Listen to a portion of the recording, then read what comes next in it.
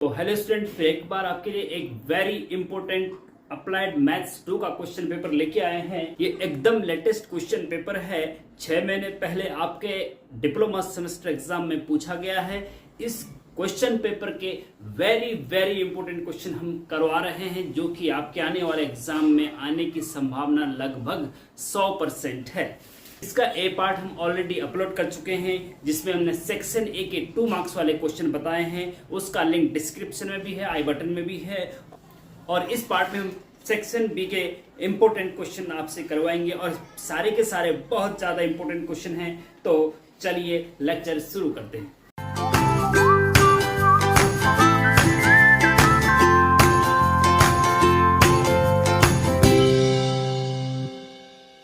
तो student, question number 14, find the equation of tangent of parabola y square equal to 4x plus 5 which is parallel to the straight line y is equal to 2x plus 7। मतलब परवल है y, एक परवल है दे रखा है आपको y square equal to 4x plus 5 की उस स्पर्श रेखा का समीकरण ज्ञात करें जो सरल रेखा y equal to 2x plus 7 के समांतर है।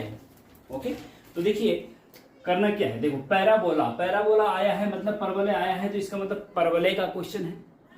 ठीक है, परवलय का क्वेश्चन है। अब परवलय अगर आपने डिटेल लेक्चर हमारे पढ़े हैं तो आपको कुछ दिमाग में आ रहा होगा कि कैसे कैसे इसको करना है। अब इसमें क्या है, आप पैराबोला ये दे रखा है, ठीक है जी, ये पैराबोला दे रखा है। ये मान लीजिए आपका पैराबोला का ग्राफ ये है, ठीक है जी। क्योंकि देखो, ग्राफ ऐसे में भी होता है, ऐसे में अलग अलग टाइप के होते हैं, लेकिन हम थोड़ी देर के लिए मान लेते हैं ये है। इस पैराबोला का ग्राफ क्या है, ये है, ये इस पैराबोला किसका, y square equal to 4x plus 5। ठीक है, ये ग्राफ ये है। इसके किसी पॉइंट पर देखो, find the equation of tangent of parabola. इस पैराबोला के स्पर्श रेखा है कोई, मान लीजिए ये पैराबोला है, इसके इस पॉइंट पर स्पर्श रेखा जा रही है। स्पर्श जो रेखा जो होती है वो एक पॉइंट पर टच करती है, एक पॉइंट पे, परवलय के एक पॉइंट पर टच करेगी। मतलब स्पर्श रेखा मतलब परवलय को स्पर्श करती हुई, हाँ, टेंजेंट इसको अंग्रेजी में कहते हैं। तो मान लीजिए ये पी पॉइंट पर ये जो लाइन है वो इस परवलय की स्पर्श रेखा पी पॉइंट पर, पी पॉइंट के कोऑर्डिनेट हम मान लेते हैं अपनी तरफ से x1 y1, इस पी पॉइंट पर इसको स्पर्श कर रही है। तो इस स्पर्श रेखा का समीकरण बताना है। परवलय का समीकरण दे रखा है ये, और स्पर्श रेखा का समीकरण आपको बताना है। और दूसरी कंडीशन ये भी दे रखी है कि जिस स्पर्श रेखा का समीकरण बताना है उसके पैरेलल एक दूसरी रेखा दे रखी है, इस उसके पैरेलल, हाँ, उसके समांतर, हाँ, समांतर एक दूसरी रेखा दे रखी है, वो है y is equal to 2x plus 7। ठीक है जी। अब इस स्पर्श रेखा का समीकरण ज्ञात करना है। तो ये स्पर्श रेखा सिंपल सरल रेखा है। तो डियर स्टूडेंट, अगर आपने हमारे डिटेल लेक्चर स्ट्रेट लाइन के और पैराबोला के पढ़े हैं तो आपको स्ट्रेट लाइन के लेक्चर में आपने अगर नहीं पढ़े हैं तो नीचे डिस्क्रिप्शन में लिंक के डिटेल लेक्चर देख लीजिए। अगर आपने पढ़े हैं तो आपको थोड़ा बहुत आइडिया होगा कि जब भी हम स्ट्रेट लाइन की इक्वेशन फाइंड करते हैं तो उसके लिए 2 चीज की जरूरत पड़ती है। वो 2 चीज कौन सी? नंबर 1, बिंदु होना चाहिए कोई स्पर्श रेखा पे, जो कोई भी जो लाइन है उस पर बिंदु मालूम, एक पॉइंट मालूम होना चाहिए। जैसे यहाँ पे तो x1 y1 हमने मान रखा है, लेकिन 2,3 भी हो सकता है, हाँ, एक बिंदु पता होना चाहिए। और दूसरा, उस स्पर्श रेखा की ढाल पता होना चाहिए। ढाल मतलब स्लोप, स्लोप, हाँ, ढाल मतलब स्लोप पता होना चाहिए, जिसको हम m से डिनोट करते हैं। ठीक है जी। तो एक तो पॉइंट पता होना चाहिए, पॉइंट पता होना चाहिए, x1, y1 का मान क्या है ये पता होना चाहिए। और दूसरा, स्लोप पता होना चाहिए, m इज इक्वल टू क्या होगा वो।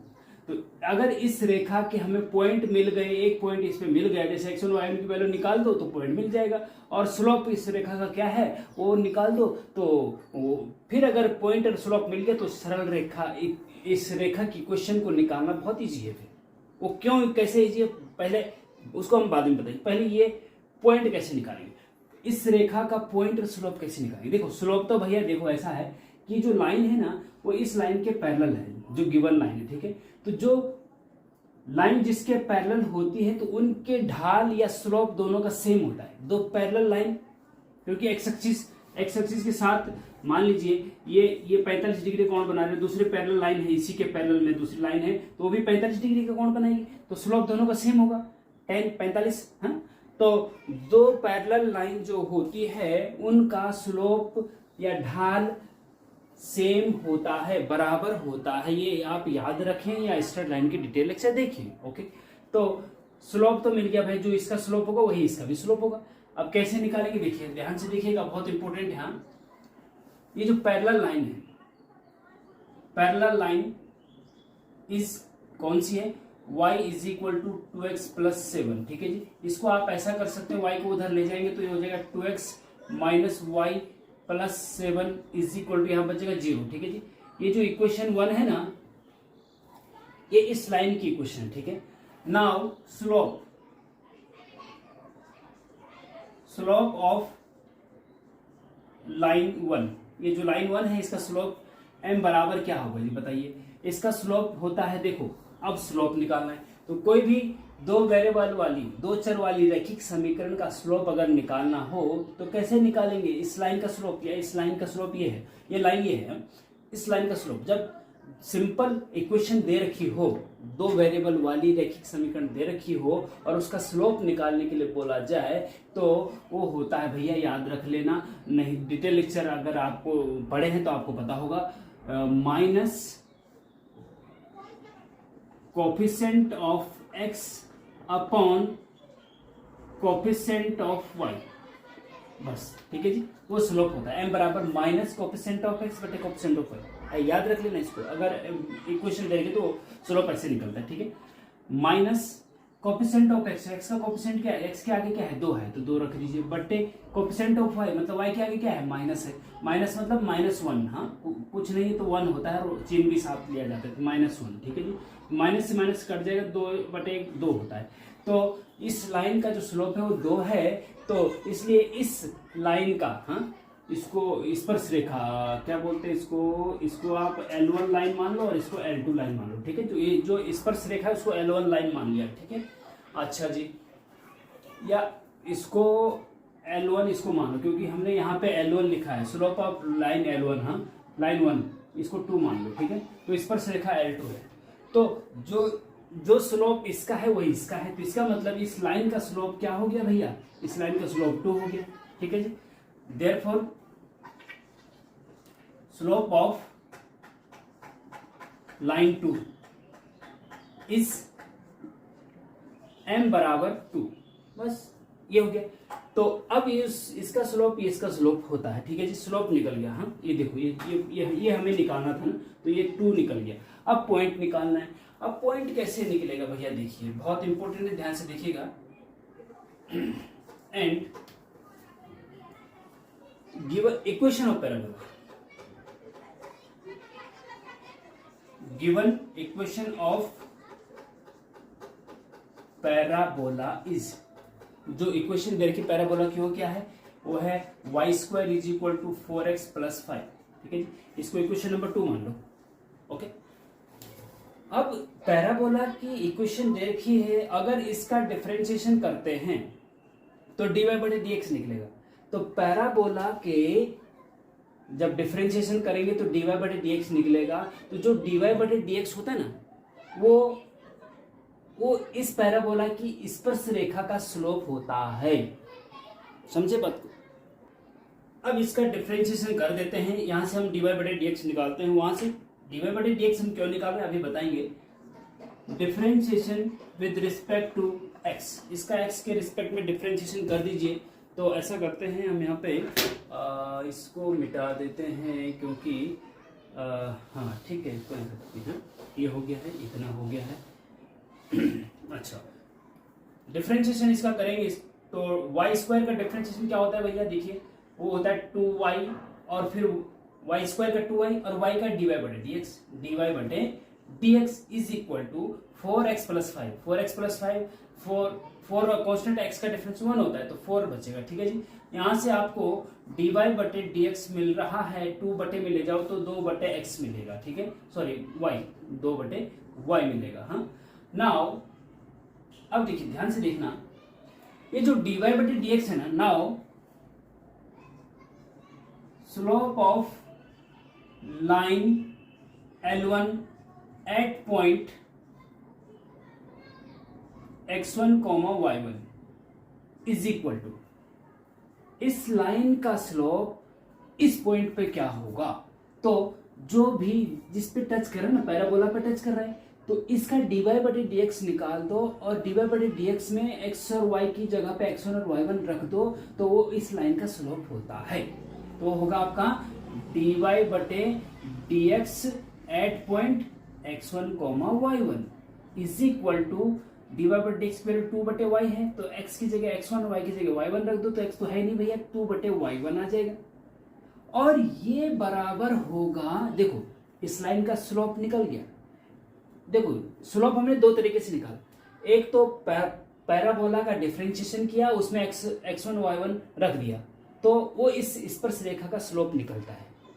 स्ट्रेट लाइन डिटेल लेक्चर में जाएंगे तो वहां समझ जाएंगे क्यों होता है, कैसे, वो हमने वहां पे समझा रखा है डिटेल में, ठीक है। ये dy/dx निकाल के हमने x1 y1 रख दिया, तो 2/y1 है, इस स्पर्शरेखा का स्लोप निकल गया।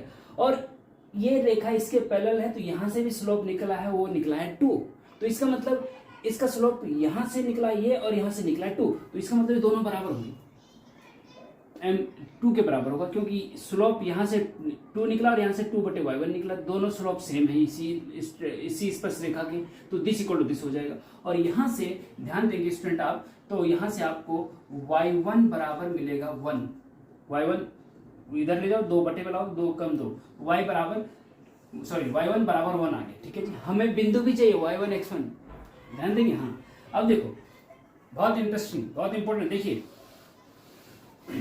अब देखिए y1 निकल गया। अब इक्वेशन 2 से 2 एम्प्लाइज, इक्वेशन 2 में x की जगह x1 और y की जगह y1 रख सकते हैं कि नहीं, क्योंकि इक्वेशन 2 जो है ना इसकी है, और ये x1 y1 पॉइंट इस परवलय पे स्थित है, और जब ये इस पे स्थित है तो इसको संतुष्ट करेगा। x की जगह x1 y1 की जगह y1 रख सकते हैं ना, रख सकते हैं ना, हाँ रख सकते हैं। तो इक्वेशन 2 से y स्क्वायर की जगह y1 स्क्वायर कर सकते हैं आप, इज इक्वल टू 4x की जगह x1 is equal to 5, sorry plus 5, okay plus 5 implies. अब देखिए भैया y1 की जगह आप 1 रख सकते हैं, तो x1 भी निकल जाएगा। y1 की जगह 1 रखेंगे यहाँ पे, तो 1 का स्क्वायर 1 होता है, is equal to 4x1 plus 5 is implies 4x1 बराबर 5, उधर जाएंगे तो 1 माइनस 4, तो माइनस का 4 बचेगा, और यहाँ से आपको x1 बराबर आपको माइनस का 1 मिलेगा, x1 बराबर -1 मिलेगा, ठीक है जी। देखो मिल गया ना, तो देयरफॉर पॉइंट भी आपका मिल गया भैया। हाँ क्या मिला, x1 की जगह -1 और y1 की जगह 1 ऑलरेडी निकल चुका है, ठीक है जी। तो ये पॉइंट x1 की जगह -1 और y1 की जगह 1 आ गया, ठीक है जी, और स्लोप भी आ गया। अब जब आपको पॉइंट और स्लोप मिल जाता है किसी स्ट्रेट लाइन का, तो उसकी इक्वेशन निकालना सरल काम हो जाता है। अब इसको इक्वेशन कैसे निकालेंगे, देखो हम यहाँ पे मिटा देते हैं इसको, क्योंकि स्पेस जरा कम है भैया, इसलिए जो है मिटाना पड़ेगा। हाँ अच्छा, now equation of tangent is, देखो किसी भी लाइन की इक्वेशन का फॉर्मूला याद रख लेना, वो होता है y माइनस y1 बराबर m into x minus x1 bracket के अंदर, ठीक है जी। अब x1 और y1 की जगह तो ये -1 और 1 रखेंगे, m की जगह पे 2 रखेंगे, और x और y की जगह कुछ नहीं रखेंगे, ठीक है जी। तो इक्वेशन निकल गई बस। y माइनस y1 की जगह पे 1 है, is equal to m into, sorry m की जगह पे 2 रखो भैया, 2 रखो, और x माइनस x1 की जगह -1 रखेंगे तो प्लस का 1 हो जाएगा यहाँ पे, और y minus 1 is equal to 2 का अंदर मल्टीप्लाई करो, 2x प्लस 2 हो जाएगा, और ये सारा का सारा उधर ले जाओ भैया, तो 2x minus y, 2x y को उधर माइनस y, और -1 उधर जाएगा तो प्लस का 1 हो जाएगा, और प्लस का 2 प्लस का 3 हो जाएगा भैया, तो यहाँ इज इक्वल टू 0 बच गया, ठीक है जी। आंसर ये हो गया, ठीक है। तो 2x minus y plus 3, 2x minus y plus 3 आपका आंसर हो जाएगा। ये जो स्पर्शरेखा ना, इसका समीकरण ये निकल गया, ठीक है। इंपॉर्टेंट है, 6 मार्क्स का क्वेश्चन है, जरा ध्यान से इसको करिएगा। चलते हैं नेक्स्ट क्वेश्चन पे।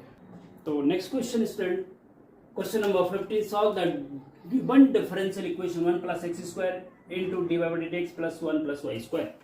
मतलब ये अवकल समीकरण दे रखी है, और आपको इसको सॉल्व करना है। तो डिफरेंशियल इक्वेशन, अवकल समीकरण को कैसे सॉल्व करते हैं ये डिटेल लेक्चर हमने बना रखे हैं। अवकल समीकरण को सॉल्व करने की हमने 4 मेथड बना रखे हैं डिटेल लेक्चर में, नीचे डिस्क्रिप्शन में लिंक है। एक बता रखा है वेरिएबल सेपरेशन मेथड, एक बता रखा है होमोजीनियस डिफरेंशियल इक्वेशन वाला, एक बता रखा है लीनियर डिफरेंशियल इक्वेशन, और एक बता रखा है हमने एग्जैक्ट डिफरेंशियल इक्वेशन। तो 4 में से कोई सा भी टपक सकता है, ठीक है जी। इसमें ये टपक गया है, अब ये कौन से मेथड का है, किस मेथड से करें, ये थोड़ा सा आपको देखना पड़ेगा।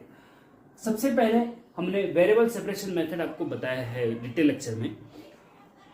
इसमें आप देखिए, अगर वेरिएबल सेपरेट हो रहे हैं, वेरिएबल सेपरेशन मेथड का मतलब होता है कि वेरिएबल सेपरेट हो रहा है, एक्स वाले एक तरफ और वाई वाले एक तरफ, तो फिर वेरिएबल सेपरेशन मेथड आसानी से लग जाता है, फिर उसको लगाएंगे। अदरवाइज फिर आगे होमोजीनियस देखेंगे, वो उससे भी नहीं हो रहा तो लीनियर डिफरेंशियल इक्वेशन देखेंगे, ठीक है जी।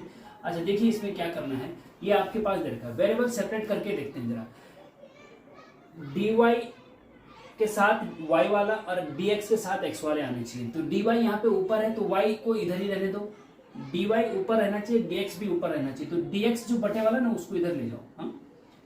तो ये 1 प्लस एक्स स्क्वायर और ये dy ऊपर रहना चाहिए, dx भी ऊपर। तो यहाँ dx नीचे, तो यहाँ ऊपर ले जाओ, उसको इधर ले जाओ, क्रॉस मल्टीप्लीकेशन। तो 1 प्लस वाई स्क्वायर और ब्रैकेट में आ जाएगा dx, ठीक है जी। dy और dx ऊपर रहने चाहिए, इसलिए dx हमने यहाँ देखे, ठीक है। हो गया इतना समझिए, हाँ।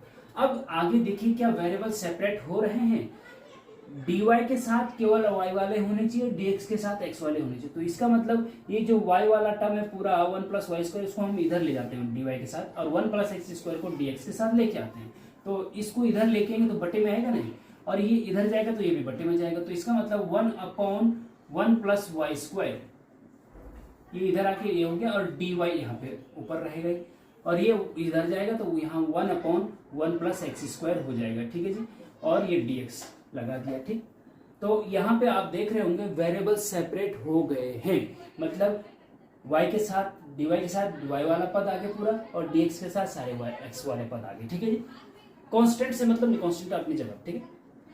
dx के साथ जो भी फंक्शन पूरा आएगा उसमें y नहीं होना चाहिए, और dy के साथ जो भी होगा उसमें x नहीं होना चाहिए, ठीक है। y वाला चलेगा और कांस्टेंट भी चलेगा, ठीक है। तो ये वेरिएबल सेपरेट हो गए हैं, y वाले एक तरफ आ गए, x वाले एक तरफ आ गए। अब जब वेरिएबल सेपरेट हो गए तो इसका मतलब वेरिएबल सेपरेशन मेथड इसमें लग सकता है, सिंपल सी बात है। और जब वेरिएबल सेपरेट हो गए हैं तो इंटीग्रेशन बोथ साइड कर दो, इंटीग्रेशन बोथ साइड, हाँ। इधर भी इंटीग्रेशन और इधर भी इंटीग्रेशन लगा दो, और इंटीग्रेशन लगाने पर प्लस सी अपनी तरफ से लिख दिया जाता है, ठीक है जी। बोथ साइड इंटीग्रेशन लगाने पर, वेरिएबल सेपरेट जब हो जाता है तो इंटीग्रेशन लगा दो बोथ साइड, ठीक है जी। देखो डिफरेंशियल इक्वेशन उसको कहते हैं जिसमें dy बटे dx या d2y बटे dx स्क्वायर डिफरेंशियल कोएफिशिएंट होता है। तो जब डिफरेंशियल इक्वेशन को सॉल्व किया जाता है तो एक सिंपल इक्वेशन आती है x और y के रूप में, तो इसको सॉल्व करके हमें सिंपल इक्वेशन लानी है, कहने का मतलब ये है, ठीक है। और कभी कभी ये भी होता है कि सिंपल इक्वेशन से डिफरेंशियल इक्वेशन बनाना, उसको फॉर्मेशन ऑफ डिफरेंशियल इक्वेशन, वो भी डिटेल लेक्चर में हमने बता रखा है, वहां पे जाके देख लीजिए। अब इंटीग्रेशन बोथ साइड करेंगे भैया, तो अब इसका इंटीग्रेशन क्या होगा, देखो ऐसा। अब ये है कि 1 प्लस 1/1 प्लस एक्स स्क्वायर, इसका इंटीग्रेशन पता है आपको क्या होता है, इसका इंटीग्रेशन होता है tan इनवर्स x, क्योंकि tan इनवर्स x का डिफरेंशिएशन होता है 1/1 प्लस एक्स स्क्वायर, तो इसलिए इसका इंटीग्रेशन tan इनवर्स x होगा। तो 1/1 प्लस एक्स स्क्वायर का इंटीग्रेशन क्या होता है, tan इनवर्स x, x की जगह y आ जाएगा, यहाँ tan इनवर्स y, x की जगह t आ जाएगा, यहाँ tan इनवर्स t हो जाएगा, बस और सब सेम रहेगा, हाँ। तो कहने का मतलब ये है, यहाँ पे x की जगह y है तो 1/1 प्लस वाई स्क्वायर का इंटीग्रेशन क्या होगा, tan इनवर्स y होगा भैया, is equal to 1/1 plus X square का इंटीग्रेशन क्या होगा, tan इनवर्स x होगा। ये आपको पता होना चाहिए कि इसका इंटीग्रेशन ये होता है, नहीं पता तो इसका भी डिटेल लेक्चर हमने बना रखे इंटीग्रेशन के, जाके देख लीजिए, हाँ। प्लस सी, बस बात खत्म हो गया, आंसर यही पे छोड़ दीजिए। कहने का मतलब जैसे dy बटे dx गायब हो जाता है, आपको x और y के रूप में मिल गया, तो समझ लीजिए कि ये जो है सिंपल इक्वेशन में चेंज हो गया, बस आंसर हो गया, ठीक है जी। तो इस प्रकार से इसको करने की कोशिश करेंगे, और हो सकता है जो आपका कुछ टाइम बाद तुरंत एग्जाम आने वाला है, हो सकता है उसमें होमोजेनियस वाला आ जाए, हो सकता है लीनियर वाला आ जाए, हो सकता है एग्जैक्ट वाला आ जाए। तो भैया उसके लिए नीचे डिस्क्रिप्शन में लिंक है, ऑप्शन हमने सब कुछ, हमने सारा मटेरियल आपके लिए तैयार कर रखा है, उसको जाके डिटेल में देखेंगे तो वो भी आपके समझ में आ जाएगा। ठीक है, तो चलते हैं नेक्स्ट क्वेश्चन पे। तो next question number 16, integration x square upon x minus 1 3x minus 1 3x minus 2 dx, इसका इंटीग्रेशन करना है भैया। हाँ, फंक्शन आपके पास एक्स स्क्वायर अपॉन दिस दे रखा है और इसका इंटीग्रेशन करना है विद रिस्पेक्ट टू एक्स। तो कैसे करेंगे इंटीग्रेशन बताइए, कैसे इंटीग्रेशन होगा इसका बताइए। तो देखिए, जब कोई लीनियर फंक्शन या किसी भी टाइप के हर में डिनोमिनेटर में मल्टीप्लाई में होते हैं तो उसका इंटीग्रेशन डायरेक्ट नहीं हो सकता है। तो पहले इनको अलग अलग a upon this plus b upon this plus c upon this अलग अलग ये बनने चाहिए, तो तब जाके उसका इंटीग्रेशन संभव होता है। और a upon this plus b upon this plus c upon this कैसे हो सकते हैं? वो हो सकते हैं पार्शियल फ्रैक्शन से। पार्शियल फ्रैक्शन कैसे करते हैं इसके डिटेल लेक्चर हमने बना रखा है, वो आप देखेंगे तो आपको सब कुछ समझ में आ जाएगा। और इसका मतलब ये हुआ कि इसको पहले पार्शियल फ्रैक्शन से इस फंक्शन को पहले सॉल्व करना पड़ेगा, उसके बाद इंटीग्रेशन करना पड़ेगा। ठीक है जी, ये इसका तरीका है। तो पहले हम पार्शियल फ्रैक्शन से इसको सॉल्व करते हैं, इसको अलग अलग पार्शियल में, कंपोजिट फ्रैक्शन है इसको पार्शियल में बदलते हैं। कंपोजिट फ्रैक्शन का इंटीग्रेशन संभव नहीं है। ठीक है जी, तो let X square, partial fraction से कैसे सॉल्व करते हैं देखिए, x minus 1 into 3x minus 1 into 3x minus 2 is equal to a upon, देखो ऊपर 2 डिग्री का फंक्शन है, नीचे 1 2 3 x मल्टीप्लाई तो x का 3 आएगा, तो 3 डिग्री का फंक्शन है। तो जब ऊपर छोटा होता है नीचे से तो उसको प्रॉपर फंक्शन कहते हैं, और प्रॉपर फंक्शन में आपको डिवाइड करने की जरूरत नहीं होती, डायरेक्ट आप कर सकते हैं। ये हमने पार्शियल फ्रैक्शन में डिटेल में बता रखा है कि कैसे कैसे होता है। ठीक है, हाँ। अब a अपॉन दिस करते हैं प्लस b अपॉन दिस करते हैं 3x minus 1 plus c upon this करते हैं क्या 3x माइनस 2। अब ये क्यों करते हैं? तो ऐसा है, यहाँ पे तो आप ये समझ लो कि आप याद कर लीजिए भैया, और इक्वेशन 1 मान लो। डिटेल में ये समझना है कि a upon b upon c upon क्यों करते हैं। तो पार्शियल फ्रैक्शन के जो डिटेल लेक्चर हैं वहां जाके आप देख लीजिए, नीचे डिस्क्रिप्शन में पार्शियल फ्रैक्शन का लिंक हम दे देंगे। ठीक है, तो इसको आप a upon b upon c upon लिख सकते हैं। अब a b c की वैल्यू निकालो और इसकी जगह पर, इस पूरे की जगह पर ये रख देंगे, उसका इंटीग्रेशन, इसका इंटीग्रेशन संभव है। लेकिन अब मल्टीप्लाई में फंक्शन है तो फिर इस कंपोजिट फ्रैक्शन का इंटीग्रेशन फंक्शन नहीं है, इंटीग्रेशन संभव नहीं है, लेकिन पार्शियल अलग अलग का संभव है। तो इसलिए हमने अलग अलग किया। इसको ए बी सी की वैल्यू निकालो, और ए बी सी की वैल्यू जब नीचे लीनियर फंक्शन होते हैं तो ए बी सी की वैल्यू निकालने का एक शॉर्टकट मेथड है, वो मैं बता दे रहा हूँ, क्योंकि शॉर्टकट यहाँ सही रहेगा, आपके समय भी बचेगा और इंटीग्रेशन का क्वेश्चन भी हो जाएगा। ठीक है जी, अब देखो कैसे करेंगे। नाउ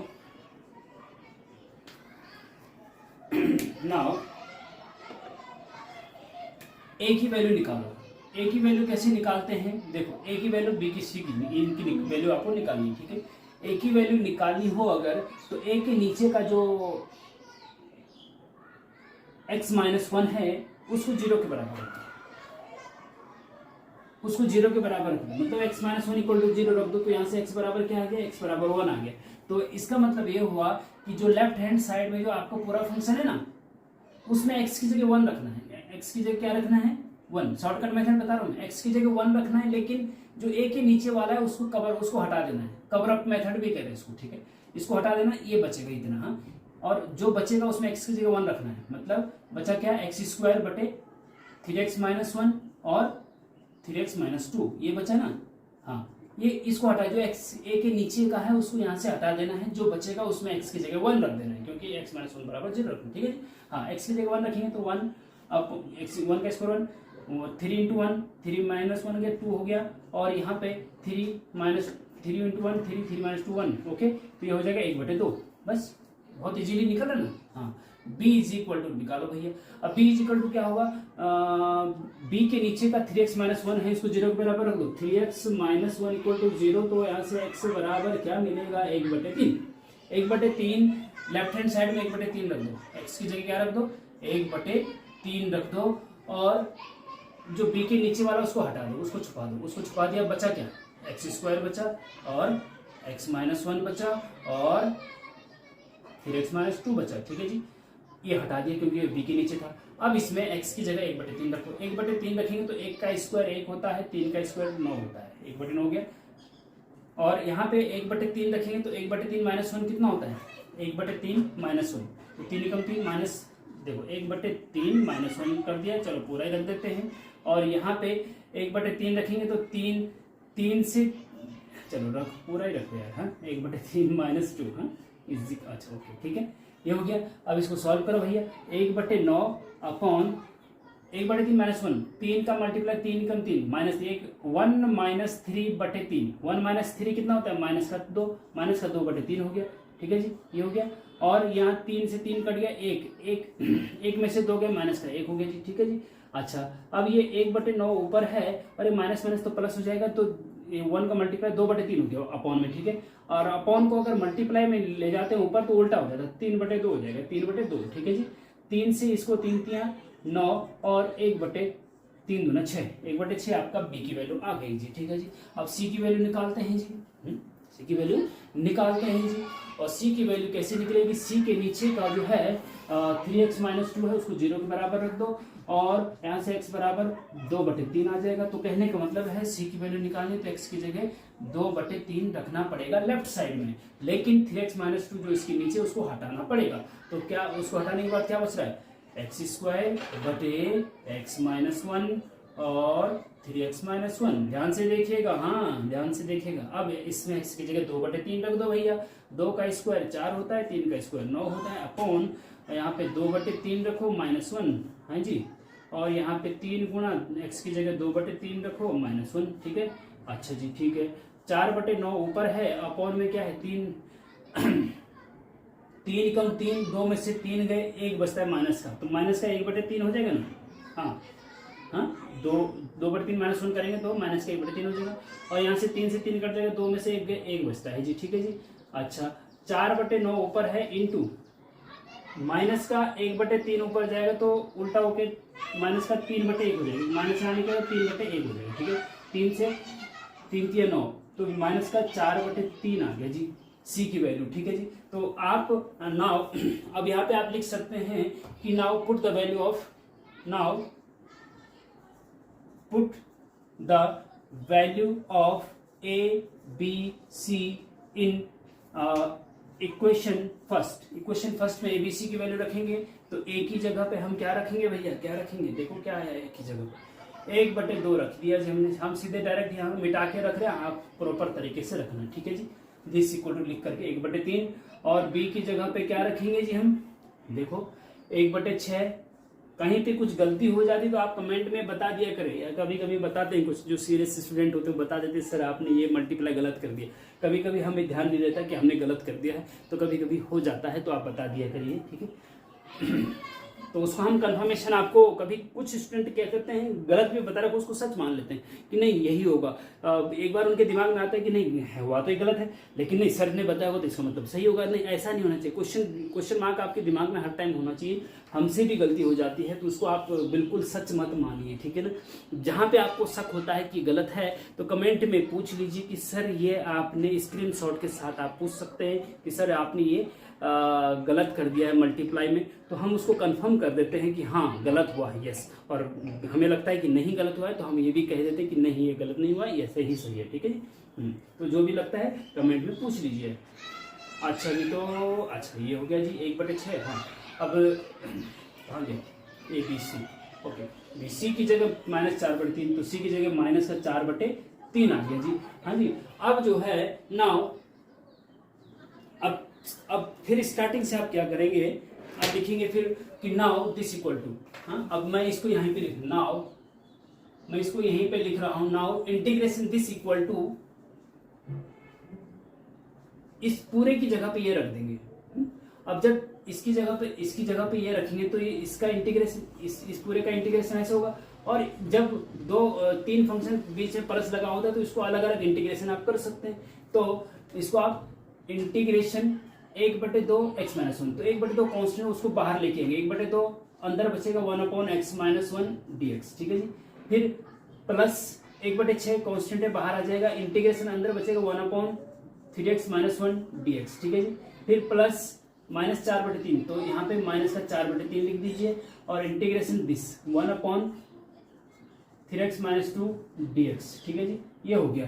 तो इस प्रकार से ये हो गया है। अब इसको हम मिटा देते हैं। अब आगे देखिए, हैं अब इसका इंटीग्रेशन करो। सबका 1/2 बाहर है, अपनी जगह पे है। 1/1 माइनस, जैसे 1/x का इंटीग्रेशन जब आप करते हैं ना तो ये होता है log x, ठीक है जी, log x। नीचे जब 1/अपॉन जब भी लीनियर फंक्शन होता है, लीनियर मतलब x की पावर 1, अगर x पावर 1 से ज्यादा है तब तो दिक्कत है, तब तो नहीं होगा। लेकिन लीनियर फंक्शन है तो उसका इंटीग्रेशन log x ही होता है, याद रख लेना, या फिर डिटेल लेक्चर इंटीग्रेशन के देख लेना। 1/x का इंटीग्रेशन log x होता है। और अगर मैं कहूँ बताइए भैया ये 1/2x का इंटीग्रेशन क्या होता है, तो 1/2x का इंटीग्रेशन भी log 2x ही होता है। जो नीचे होता है वो log के आगे आ जाता है, लेकिन x का कोफिशिएंट बटे में आ जाता है। ध्यान रखना इस चीज का, बहुत इंपॉर्टेंट है। x का कोफिशिएंट जो भी होगा वो बटे में जरूर आता है। यहाँ पे x का कोफिशिएंट कुछ नहीं था, मतलब 1 था तो बटे में लिखने 1 लिखो या लिखो कोई फर्क नहीं पड़ता है। यहाँ पे x का कोफिशिएंट कुछ नहीं था इसलिए बटे में नहीं लिखा। यहाँ पे इस चीज का ध्यान रखना, बहुत इंपॉर्टेंट है। हाँ अब देखो 1/2, यहाँ पे x का कोफिशिएंट कुछ नहीं तो 1/x माइनस 1 का इंटीग्रेशन क्या होगा, log x माइनस 1। बस जो भी अपॉन में होगा वो log के आगे आ जाएगा बस। प्लस फिर 1/6 इसका इंटीग्रेशन log 3x माइनस 1 जो भी बटे में होगा, लेकिन यहाँ बटे में x का कोफिशिएंट भी आएगा 3, हाँ x को बटे 3 ना, बटे में 3 आ गया। माइनस का 4/3 log इसका इंटीग्रेशन क्या होगा 3x माइनस 2 और बटे में 3 आएगा क्योंकि x का कोफिशिएंट 3 है। और प्लस c भैया अपनी तरफ से लगा देते क्योंकि इंडेफिनिट इंटीग्रेशन में प्लस c लगता है। क्यों लगता है ये डिटेल लेक्चर में हमने बता रखा है, वहां जाके आप देख सकते हैं। तो ये आपका फाइनल आंसर हो गया। चाहो तो थोड़ा सा ऊपर नीचे करके ये 4/3 या 9 हो जाएगा, ये 6 या 18 हो जाएगा, या फिर यही भी छोड़ दीजिए, कोई दिक्कत नहीं, ठीक है। तो इस प्रकार से इसको समझने की कोशिश करेंगे, बहुत इंपॉर्टेंट है, ठीक है जी, बहुत इंपॉर्टेंट है। ओके, तो next question student very very important है ये हर बार पूछा जाता है। देखो, calculate the median from the following table, निम्न सारणी से माध्यिका की गणना कीजिए, ठीक है। क्लास इंटरवल आपको दे रखा है और नंबर ऑफ स्टूडेंट आपको दे रखे हैं। देखिए क्वेश्चन नंबर हम यहाँ पे चिपका देंगे। तो ये इस प्रकार से आपको ये मार्क्स प्राप्तांक 0 से 10, 10 से 20, 20 से 30, 70 से 80 तक ये प्राप्तांक दे रखे हैं। नंबर ऑफ स्टूडेंट ये है, ठीक है जी, मतलब 0 से 10 के बीच नंबर लाने वाले 2 स्टूडेंट हैं, जिनके नंबर 10 और 20 के बीच आ रखे वो 18 हैं, जिनके मार्क्स 50 और 60 के बीच 20 हैं, जिनके 70 और 80 के बीच मार्क्स आ रखे वो 3 स्टूडेंट हैं, ठीक है जी। तो इस डाटा का माध्यिका ज्ञात कीजिए, मीडियन ज्ञात कीजिए। जब क्लास इंटरवल दे रखा होता है तो मीडियन ज्ञात करने का एक फॉर्मूला होता है। देखो, मीडियन ज्ञात करने का अनग्रुप डाटा का मीडियन अलग तरीके से निकलता है, ग्रुप डाटा का मीडियन अलग तरीके से निकलता है, ठीक है। ये स्टैटिस्टिक्स का टॉपिक है स्टूडेंट, वेरी वेरी इंपॉर्टेंट है। स्टैटिस्टिक्स का डिटेल लेक्चर हमने बना रखे हैं उनके, क्योंकि स्टैटिस्टिक्स जो है एक स्कोरिंग टॉपिक है, स्कोरिंग टॉपिक है। अगर आप थोड़ा सा स्टैटिस्टिक्स को अच्छे से पढ़ लें तो उसी में पासिंग मार्क्स आपके आ जाएंगे, जिसको केवल पास होना है। तो स्टैटिस्टिक्स के डिटेल लेक्चर नीचे डिस्क्रिप्शन में, वहां पे mean, median, mod, group data, ungroup data से कैसे करते हैं, स्टैंडर्ड डेविएशन, मेन डेविएशन और कोरिलेशन, रैंक कोरिलेशन, सब कुछ उसमें बहुत अच्छे से हमने बता रखा है। उसको डिटेल में आप जाके देखेंगे तो लगभग आपका पासिंग मार्क्स सारा उसी से कवर हो जाएगा। लेकिन इस क्वेश्चन को देखिए, क्लास इंटरवल दे रखा है और मीडियन आपको निकालना है, ठीक है जी। तो क्लास इंटरवल के लिए मीडियन आपको पता होना चाहिए कि क्लास इंटरवल जब दे रखा हो तो मीडियन निकालने का फॉर्मूला क्या होता है, माध्यिका निकालने का फॉर्मूला क्या होता है। वो अगर आपको याद है तो 99 प्रॉब्लम आपकी सॉल्व हो गई। तो मीडियन निकालने का फॉर्मूला यहाँ पे लिख देंगे, आप इसके नीचे आप लिख सकते हैं, आप इतना तो क्वेश्चन में है लेकिन इसके नीचे जरूर लिख दीजिए फॉर्मूला। पहले फॉर्मूला लिखने से आपको पता चलता है कि नेक्स्ट टेबल आपकी किसकी बनानी है और आगे क्या करना है, ठीक है जी। तो हम लिखते हैं कि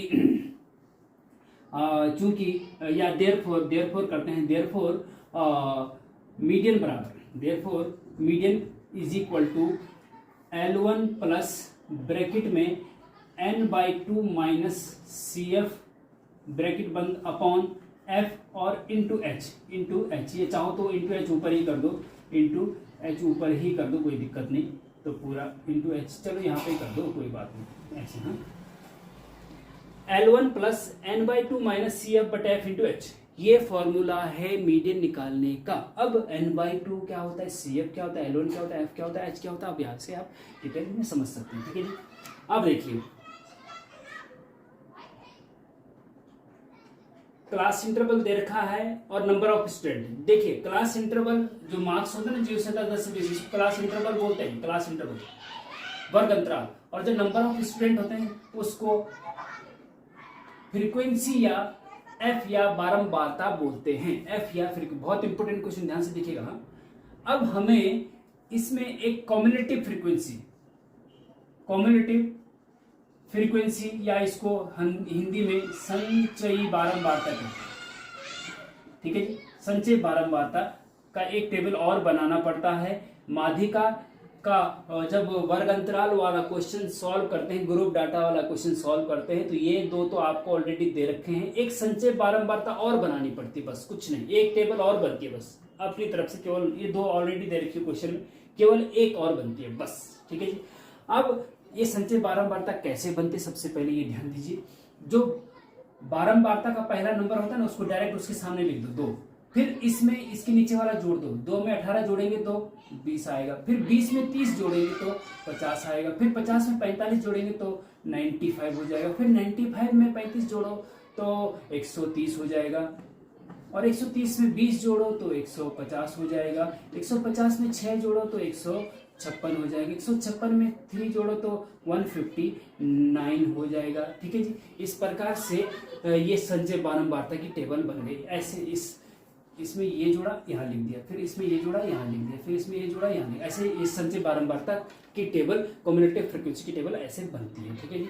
और इनका सम करके यहाँ पे लिख दो, इनका सम जो आएगा वो इस संचय बारंबारता के लास्ट टर्म के बराबर आना चाहिए, क्योंकि भाई जोड़ने को हो जाएगा ना, 18 2 20 20 50 50 95 35 130 150 और 20 5 से 159 हो जाएगा ये, ठीक है जी।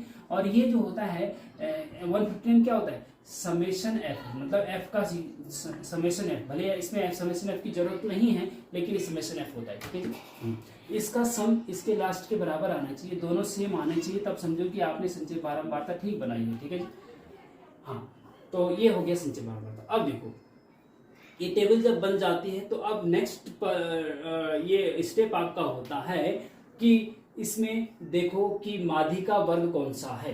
ये जो समेशन एफ है ना, इसको कैपिटल एन से भी डिनोट करते हैं, ये कैपिटल एन यही वाला है यहाँ पे। हम समेशन एफ मतलब बारंबारता का सम, इसको कैपिटल एन से डिनोट करते हैं, से भी डिनोट करते हैं, ठीक है। तो एन यहाँ पे समेशन एफ ही है, ठीक है। तो एन आपका 159 निकल गया।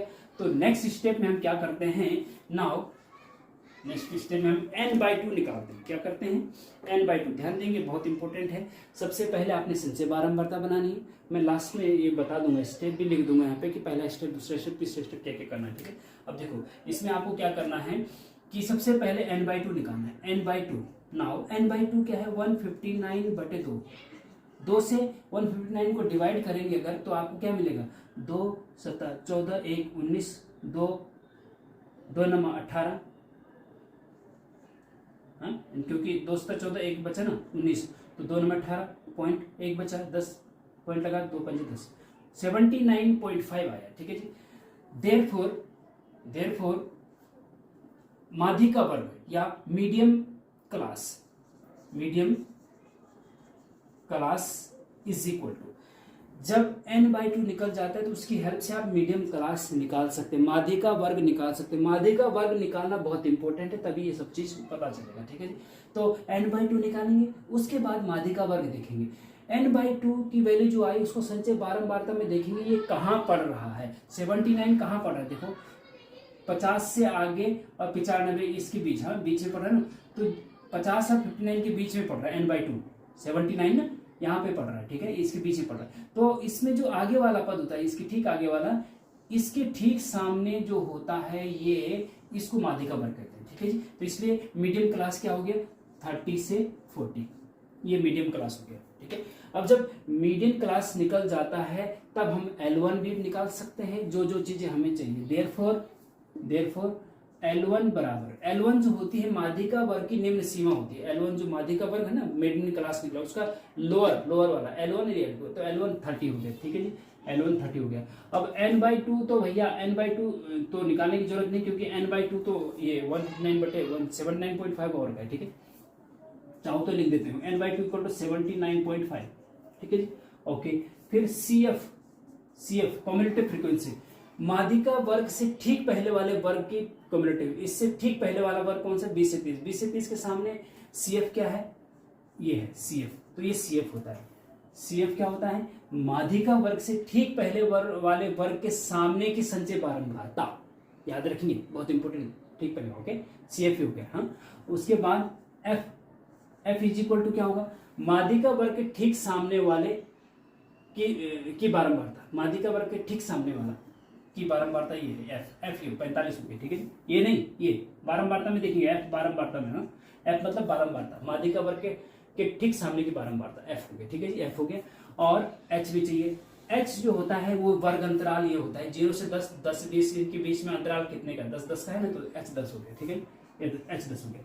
अब ये सब निकल गया, इसलिए मीडियन बराबर ये हो गया। अब इसमें वैल्यू रख दो, ME बराबर L1 क्या है जी, L1 है आपका 30 प्लस n/2 कितना है जी, 79.5 है, माइनस CF कितना है जी, 50 है, और ब्रैकेट बंद कर दो, अपॉन F कितना है जी, 45 है, और गुणा H कर दो, मतलब 10, ठीक है जी। सॉल्व कर दो इसको, 30 प्लस 79 में से 50 घटा दो, तो 50 60 70 80, मतलब 30 है, तो ये 29.5 हो गया, ठीक है जी, इंटू 10 ऊपर ही है ना, हाँ, और अपॉन में 45 है, ठीक है, इज इक्वल टू 30 प्लस 10 का मल्टीप्लाई करेंगे तो ये 295 हो जाएगा, ठीक है, 10 का मल्टीप्लाई करने पे, और बटे 45, ठीक है, 45 अब 5 से काटो, 5 9 में 45, 5 पंजे 25, और 25 और 4 बचे 45, फिर से 45, 5 9 में 45, ये हो गया। तो ये हो गया आपका 30 प्लस 59/9, ठीक है जी। अच्छा, इसको सिंप्लीफाई कर दीजिए भैया, 30 प्लस 9 से डिवाइड करो इसको, 9 पंजे 45, 9 छक्का 54, 9 छक्के 54 हो गया जी। अब बचा क्या, 5 बचा 50, दशमलव लगा दो, 5 9 में 45, ये सॉरी 9 पंजे 45, ठीक है जी। तो ये हो गया आपका 30 प्लस 6.5 जोड़ो तो 36.5 आपका आंसर आ गया, मीडियन। और ध्यान देना स्टूडेंट, जो मीडियन आपका निकलता है ना, वो माध्यिका वर्ग के बीच में होना चाहिए, 30 से 40 के बीच का होना चाहिए, तो 30 से 40 के बीच है 36, ठीक है। इसका मतलब ये आपका आंसर सही है, ठीक है। इस प्रकार से बहुत इंपॉर्टेंट है, इसको अच्छे से कर लेना। अब मैं आपकी स्टेप की बात करूं कि स्टेप इसमें आपको क्या क्या ध्यान रखने हैं, तो ये मैं मिटा दे रहा हूँ, अगर नोट नहीं किया तो टक 10 सेकंड पीछे जाके आप कर लीजिए, ठीक है। अब स्टेप की बात बताऊं तो स्टेप में आपकी क्या करना है, स्टेप फर्स्ट में आप क्या करेंगे, स्टेप फर्स्ट में आप कम्युलेटिव फ्रीक्वेंसी टेबल बनाएंगे, टेबल बनाओ, ठीक है जी। दूसरा स्टेप में क्या करेंगे, दूसरे स्टेप में आप क्या करेंगे, n/2 निकालो, n/2 निकालो, ठीक है जी। n/2 निकालने के बाद तीसरे स्टेप में क्या करेंगे, माध्यिका वर्ग, मीडियन क्लास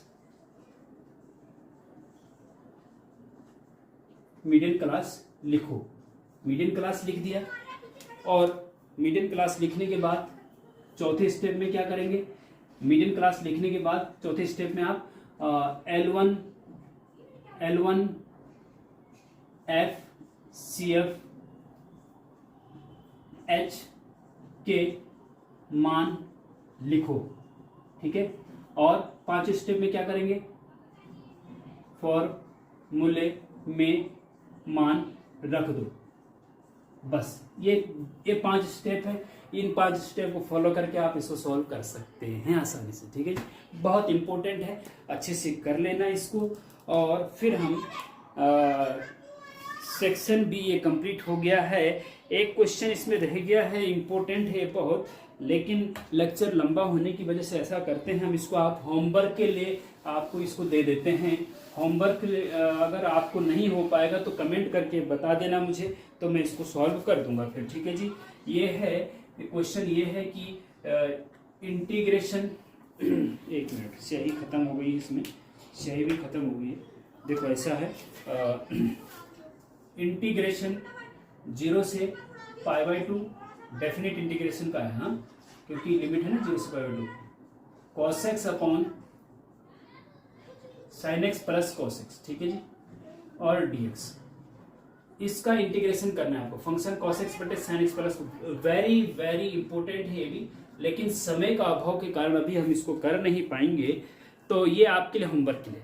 अगर आपने कर दिया तो कमेंट में बताइएगा कि इसका आंसर ये आ रहा है, और नहीं कर पा रहे हैं तो कमेंट में फिर भी बताइएगा। इसको हम सॉल्व करके जब हम इसका नेक्स्ट पार्ट करेंगे, सेक्शन सी 10 मार्क्स वाले, बहुत इंपॉर्टेंट है, तो उसमें हम इसको बता देंगे, ठीक है जी।